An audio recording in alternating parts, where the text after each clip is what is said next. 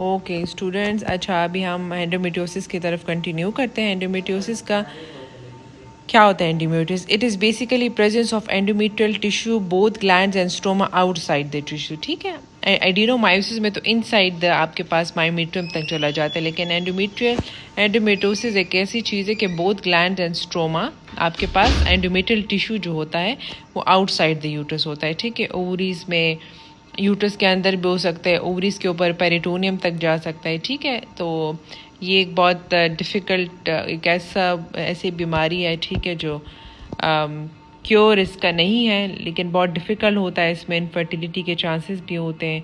ठीक है, तो क्योंकि आपके पास एंडोमेट्रियल टिश्यू एक और जगह से एक और जगह पे ग्रो करता है और ऑब्वियसली उसके साथ फिर ब्लीडिंग होती है, पेन बहुत ज़्यादा इसके साथ होता है। ठीक है, so the tissue act like क्या कहते हैं एंडोमेट्रियल टिश्यू, मॉर्फोलॉजिकली और फंक्शनल आपके पास जो नॉर्मल हार्मोन, क्योंकि आपके पास एंडोमेट्रियम नॉर्मल हार्मोन को रिस्पॉन्स करता है ना, जिस तरह हार्मोनल आपके पास FSH LH को एंडोमेट्रियम रिस्पॉन्स करता है, हार्मोन्स जो रिस्पॉन्स करते हैं, तो ऑब्वियसली ये एंडोमेट्रियल टिश्यू भी जहाँ पे भी हो तो अकॉर्डिंग टू हार्मोन ये फिर एक्ट करते हैं, तो उस जगह के स्पेसिफिक आपको फिर सिम्टम्स हो सकते हैं।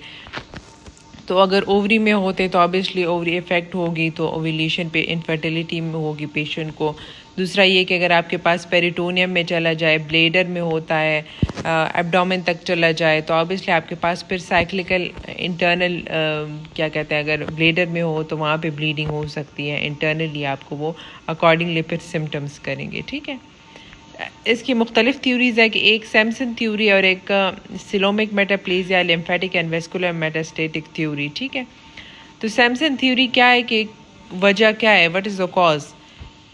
It's basically retrograde menstruation. ठीक है, आपको पता होगा कि थोड़ा बहुत जो हमारे पास यूट्रस का वो है, इसमें नॉर्मल मेंस्ट्रुअल साइकिल भी होता है, रिट्रोग्रेड भी, ये जाके पेरिटोनियम में थोड़ा बहुत जाता है। ठीक है, थ्रू यही आपके पास ट्यूब्स और इसके थ्रू जाता है पेरिटोनियम तक।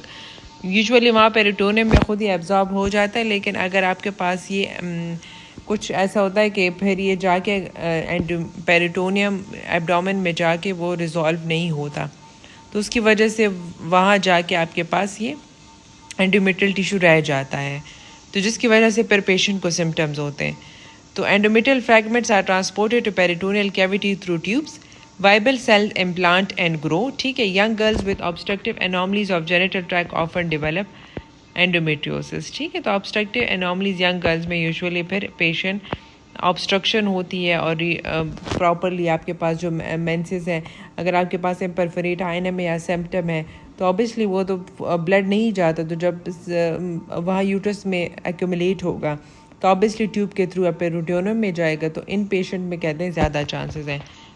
ठीक है, सिलोमिक मेटाप्लेजिया क्या होता है, जो आपके पास सिलोमिक मेम्ब्रेन है ऑल अराउंड आपके जो ओवरीज के ऑल अराउंड पेरिटोनियल टिश्यू, यहाँ पे सिलोमिक मेम्ब्रेन, ये क्या हो जाता है कि ये ट्रांसफॉर्म हो जाता है एंडोमेट्रियल टिश्यू में, सो आपके पास फिर एंडोमेट्रियोसिस के सिम्टम्स होते हैं। Lymphatic and vascular metastasis theory, lymphatic and haematogenous spread of endometrial cells हो जाता है, तो आपके पास जो communication of lymphatic between tube, ovaries and pelvic and vaginal lymph nodes, kidneys and umbilicus, तो आपका जो सारा लिम्फेटिक चैनल जो यूट्रस और ट्यूब्स का सारा कनेक्टेड है, तो जाके ये एंडोमेट्रियल सेल्स वहाँ जाके ऑब्वियसली फिर आपके जो ऑल अराउंड जहाँ जहाँ पे लिम्फेटिक जाते हैं तो उसी रिस्पेक्टिव जगह को अफेक्ट करते हैं। ठीक है, तो अगर लिम्फेटिक से आपका पेल्विस तक जाता है, वेजाइनल जाता है, तो वेजाइनल होगा, ओवरीज में आपके एंडोमेट्रियोसिस वाले स्पॉट्स मिलेंगे, आपको यूट्रस पे मिलेंगे, ट्यूब्स पे मिलेंगे, पेरिटोनियम के अंदर आपको मिल सकते हैं। ठीक है, जेनेटिक फैक्टर्स भी है कि risk is 7 time more if family degree first degree relative has endometriosis. ठीक है, तो जेनेटिक फैक्टर भी इसका इंपॉर्टेंट है। इम्यूनोलॉजिकल फैक्टर क्या है कि reduce clearance of endometrial cell due to decrease natural killer cell activity और डिक्रीज मैक्रोफेज एक्टिविटी। तो यूजुअली जब ये बैक फ्लो हर एक नॉर्मल बंदे का भी होता है, लेकिन आपके पास वो क्लियरेंस हो जाती है, लेकिन कुछ पेशेंट में नहीं होती, उनके जो नेचुरल किलर एक्टिविटी या मैक्रोफेज एक्टिविटी कम होती है, तो उनमें फिर एंडोमेट्रियोसिस बन जाता है। इन्फ्लेमेशन एंडोमेट्रियोसिस में भी एसोसिएट विद सब क्लिनिकल पेरिटोनियल इन्फ्लेमेशन। ठीक है, तो आप ये डिफरेंट साइड देख लें, देखिए एम्बिलिकस में हो गया, एम्बिलाइकल वॉल, फेलोपियन ट्यूब को इन्वॉल्व किया, इलियम, कोलन, ये सारी जगहों को आपको इन्वॉल्व कर देता है, वल्वा, वेजाइना, पेरिनियम, ब्लेडर। सो ये एक ऐसी डिजीज़ है कि आपके पूरे सिस्टम को इन्वॉल्व कर सकता है, ठीक है। तो टाइप्स के आपके पास एक पेल्विक है और एक एक्स्ट्रा पेल्विक एंडोमेट्रियोसिस। पेल्विक में आपका पेरिटोनल, ओवेरियन, डीप इन्फिल्ट्रेटिंग, और एक्स्ट्रा पेरिटोनियम में जीआई ट्रैक तक जा सकता है, यूरिनरी ट्रैक तक जा सकता है। Scar endometriosis for example caesarean scar है, उसका भी हो सकता है। Vaginal endometriosis and thoracic endometriosis, ठीक है। क्लिनिकल प्रेजेंटेशन आपके पास जो मोस्ट ट्राइड आपका क्या है, dysmenorrhoea, dyspareunia and deep seated pelvic pen.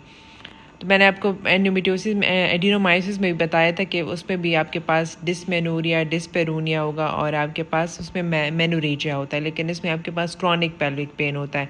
और फिर आप फाइंडिंग्स पे आप डिफरेंशिएट करते हैं कि ये एंडोमेट्रियोसिस है, एडिनोमायोसिस है। तो एंडोमेट्रियोसिस, जो एडिनोमायोसिस आपके पास बल्कि यूट्रस होगा और टेंडर होगा, और एडिनोमायोसिस में आपको इसकी अपनी प्रेजेंटेशन होगी, अभी हम आगे डिस्कस करते हैं, ठीक है। पेन आपका क्या होगा, पेशेंट आपको कहेगी, आप पेन का डिटेल पूछेंगे, site, onset, duration, aggravating relieving factor. तो ये पेन किस तरह होता है, onset, before onset of menses start हो जाते हैं और continue throughout menstrual period, ठीक है। मेंसेस से पहले स्टार्ट हो जाते हैं और थ्रू आउट मेंसेस ये रहता है, ठीक है। तो इसको आप डिफ्रेंशिएट करेंगे पीआईडी वाले, जो पेल्विक इन्फ्लेमेटरी डिजीज़ में पेन शुरू हो जाते हैं जब मेंसेस स्टार्ट होती है तो वो रिजॉल्व हो जाता है, लेकिन जब आपके पास एंडोमेट्रियोसिस है तो वो आप कंटिन्यू रहता है मेंसेस में भी, ठीक है। सिवियर पेन होता है। डीप डिस्पेरोनिया क्या होता है, due to stretching of involve tissue during intercourse, ठीक है। डिस्पेरोनिया क्यों होता है, क्योंकि ऑलरेडी आपके पास सारे पेल्विस के एरिया को ये इन्वॉल्व करता है, ठीक है। पेरिटोनियम और पाउच ऑफ डगलस तक जाता है, ठीक है, डिपॉजिट्स जाते हैं, तो ऑब्वियसली फिर पेशेंट को पेन फील होता है। इसमें आपके पास फिक्स यूट्रोवर्टेड यूटस और इन्वॉल्वमेंट ऑफ यूट्रोसैक्ल और रेक्टोवेजाइनल सिम्टम्स।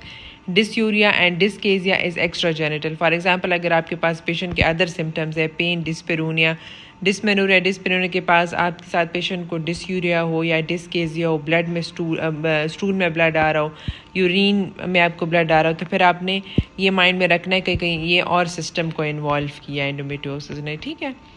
तो symptoms dysmenorrhoea, dyspareunia, dysuria, dyschezia, haematuria, infertility, ठीक है। तो आपके पास अगर और सिम्टम इन्वॉल्व किए तो आपके पास ये और सिम्टम्स होंगे।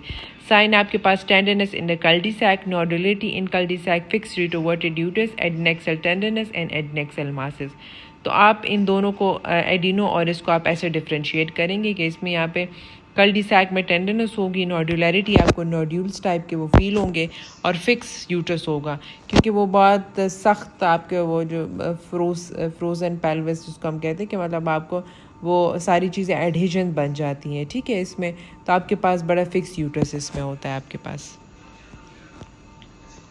अच्छा, अदर आपके पास जो एबनॉर्मल ब्लीडिंग हो सकती है, प्री मेंस्ट्रुअल स्पॉटिंग, पॉलीमेनोरिया, मेट्रोमेनोरेजिया, और यूजुअली पेशेंट इनफर्टिलिटी के साथ है क्योंकि ऑब्वियसली जब आप ओवरीज को इन्वॉल्व किए, ट्यूब्स को इन्वॉल्व किए तो एडिशन बन जाते हैं और ये ब्लॉक करते हैं, तो ऑब्वियसली फिर इनफर्टिलिटी होती है। The advance disease adhesion and fixity result in structural damage to tubes and ovaries, तो इम्पेयर्ड ट्यूबो ओवेरियन मोबिलिटी, ठीक है। तो ट्यूब के अंदर जो आपके सीलियाज हैं, मोबिलिटी सारे इफेक्ट होंगे, तो ऑब्वियसली फिर आपको इनफर्टिलिटी वाले पेशेंट इनफर्टिलिटी के प्रॉब्लम्स होंगे। ट्यूबल प्रॉब्लम हो सकते हैं, पेरिटोनियल फैक्टर्स में भी हो सकते हैं, sperm problem, phagocytosis by macrophages, inactivation by antibodies, endometrial luteal phase defect and implantation defect, ठीक है। अदर सिम्टम्स आपके पास हो गए, अगर बाउल के इन्वॉल्व किए तो साइक्लिकल रेक्टल ब्लीडिंग और हेमेचूरिया, अगर स्कार को इन्वॉल्व किया है तो scar pain, cyclical pain and bleeding either scar. अगर फॉर एग्जांपल सिजेरियन स्कार है और उसमें एंडोमेट्रियोसिस है तो स्कार से आपके जब साइकिल्स होंगे तो उसमें ब्लीडिंग होगी। अम्बेलिकल क्या है कि मास होगा और साइक्लिकल पेन होगा। पल्मोनरी भी हो सकते हैं एंडोमेट्रियोसिस, आपके लंग्स तक भी जा सकते हैं, ठीक है। तो इन्वेस्टिगेशन आपके पास क्या, जो best investigation, first choice of investigation stance vaginal ultrasound है, और गोल्ड स्टैंडर्ड अगर आपसे पूछो तो फिर लेप्रोस्कोपी है। इनिशियल आप करेंगे ट्रांस वेजाइनल अल्ट्रासाउंड और गोल्ड स्टैंडर्ड आपके पास लेप्रोस्कोपी है, ठीक है। तो अल्ट्रासाउंड पे आपको ग्राउंड ग्लास अपीयरेंस टाइप के आपके पास लो लेवल इंटरनल इकोज आपको नज़र आएंगी, ठीक है। और अकाउस्टिक शेडोज टाइप के आपको नज़र आएंगे। ठीक है, CA-125 को रोल नहीं है, ठीक है, वो क्योंकि आपके पास एंडोमेट्रियोसिस पे भी इंक्रीज़ होता है और non mucin epithelial ovarian cancer में भी। तो यूजुअली हम अगर पेशेंट आपके पास ऐसी एज में है कि आप सस्पेक्ट कर रहे हैं कि वेदर ये एंडोमेट्रियोसिस है या आप टू अबव 45 ईयर्स में अगर आप दोनों चीज़ें सस्पेक्ट कर रहे हैं ना, तो फिर हम CA-125, लेकिन वो कोई ख़ास रोल नहीं है। फर्दर आप फिर इन्वेस्टिगेशन आप CT स्कैन और एब्डोमेन पे करेंगे क्योंकि ये रिलायबल टेस्ट नहीं है, तो यूजुअली हम ये नहीं करवाते। ठीक है, लेप्रोस्कोपी आपके पास अगर MCQ में आ जाए कि गोल्ड स्टैंडर्ड क्या है, तो वो लेप्रोस्कोपी है। और इनिशियली आप जब बेस्ट इन्वेस्टिगेशन आप इसमें TVS भी कर सकते हैं। गोल्ड स्टैंडर्ड पूछे तो आपके पास है लेप्रोस्कोपी। तो इंटायर पैलेस आप इसमें एग्जामिन करते हैं, डिटेक्शन एंड बायोप्सी आप लेते हैं लीजन की, स्टेजिंग करते हैं और इसके बाद सर्जिकल ट्रीटमेंट। ठीक है, तो इसमें देखिए पेरिटोनियल लीजन आपके पास जो लीजन है इसकी स्पेसिफिक आपके पास वो है टिपिकल आपको इस तरह नज़र आएंगे, ब्राउन पाउडर बर्न और गन शॉट लीजन। ठीक है, उस तरह देखिए ये जो आपको पिक्चर में भी नज़र आओगे इस टाइप के आपके पास अगर MCQ में भी आ जाएगा powder burn and gun shot lesions हैं, तो ये कौन सा वो है, तो ऑब्वियसली आप फिर इसको एंडोमेट्रियोसिस वो करेंगे। स्कारिंग होती है, एडिशंस होती हैं। ठीक है, subtle lesion, red lesion, flame like lesion and glandular कुछ टाइप के आपको इस तरह भी मिल सकते हैं, लेकिन जो टिपिकल क्लासिकल आपको ये वाले लीजन मिलते हैं, powder burn and gun shot lesion. Other investigation CT and MRI identical as in ultrasound. ठीक है, अगर आपको कोई सस्पिशियस है तो आप जाएं, लेकिन बेस्ट आपके पास TVS में आपको चीज़ें मिल जाती हैं और गोल्ड स्टैंडर्ड आपके पास लेप्रोस्कोपी है। सिस्टोस्कोपी, सिग्माइडोस्कोपी, अदर टेस्ट आप तब करेंगे अगर आपको लग रहा है कि इन्वॉल्वमेंट ऑफ ब्लीडर है, बाउल सिम्टम्स है। ठीक है, तो फिर तब आप ये सारी चीज़ें करते हैं। ठीक है, और जो बेस्ट आपके पास है कि आप लीजन्स की बायोप्सी लेके और हिस्टोलॉजी पे आपको ज़्यादा पता चलेगा। एक तो आप विजुअल देख लेंगे कि आपको लगेगा स्पेसिफिकली आपके पास चॉकलेट और चॉकलेट कलर के सिस्ट होते हैं इसमें, और दूसरा ये कि आपके पास पाउडर बर्न ये वाले लीजन्स होते हैं, ब्लैक कलर के लीजन्स होते हैं। ठीक है, अच्छा क्लासिफिकेशन आप किस तरह करते हैं, जब आप लेप्रोस्कोपी करते हैं तो फिर आप क्लासीफाई करते हैं इसको स्टेज 1, 2, 3 एंड 4 में। तो 1 to 5 आपको small spots of endometriosis seen है laparoscopy but no clinical symptoms. अगर आप किसी और चीज़ के लेप्रोस्कोपी करें और आपको स्मॉल स्पॉट नज़र आए, दिस इज़ मिनिमल। ठीक है, माइल्ड आपके पास क्या है कि scattered flash superficial lesion, no scarring और रिट्रैक्शन और एडिनेक्सल एडहेशंस। स्टेज 3 में आपके पास स्कोर 16 to 40। अगर आपके पास एंडोमेट्रियोमा नज़र आए लेकिन लेस देन 2 सेंटीमीटर हो, minimal peritubal and peri ovarian adhesion आए, तो आपके पास अगर ये वाले हो तो फिर आप कहेंगे कि ये मॉडरेट एंडोमेट्रियोसिस है। सिवियर आपके पास क्या होता है कि एंडोमेट्रियोमा जो प्रॉपरली सिस्ट टाइप का होता है और उसमें चॉकलेट कलर का फ्लूइड उसमें होता है। ठीक है, तो वो अगर एक्सीड 2 सेंटीमीटर और dense peritubal and peri ovarian adhesion होगी, रिस्ट्रिक्टेड मोबिलिटी होगी, थिकन न्यूट्रोसेक्टल लिगामेंट होंगे और इसमें बाउल और ब्लेडर, तो ये एडवांस डिजीज़ होगी। अगर आपके पास बाउल ब्लेडर को इन्वॉल्व किया यूट्रोसेक्टल लिगामेंट को, तो आपके पास ये सिवियर डिजीज़ है और स्कोर इसका मोर देन 40 आएगा। तो डिफरेंशियल डायग्नोस में आपके पास एक PID आ जाएगा। ठीक है, पोस्ट ऑफ एडिशन आप पेशेंट से पूछेंगे। एक्टोपिक प्रेगनेंसी भी आ सकती है इसमें, pelvic congestion syndrome, IBS, diverticulitis, ulcerative colitis, Crohn disease, क्योंकि diverticulitis, Crohn's disease और इसमें भी आपके पास ब्लीडिंग होती है। तो इसको डिफ्रेंशिएट कर ले, आपने DDs में ये भी रखना है माइंड में। ठीक है, मैनेजमेंट किस तरह करते हैं आपके पास management, asymptomatic minimal endometriosis, observe 6 to 8 monthly and investigate fertility अगर पेशेंट चाहती है। ठीक है, अगर एसिम्टोमेटिक है और पेशेंट की इनफर्टिलिटी है तो आप फिर पेशेंट को ऑब्जर्व करते हैं। अगर सिम्टोमेटिक केसेस हैं तो उसमें फर्स्ट लाइन आपके पास ड्रग देंगे, फिर उसके बाद मिनिमल इन्वेसिव सर्जरी और सर्जरी। ठीक है, लेप्रोटमी जिसको कहते हैं, और true minimal invasive surgery laparoscopy है।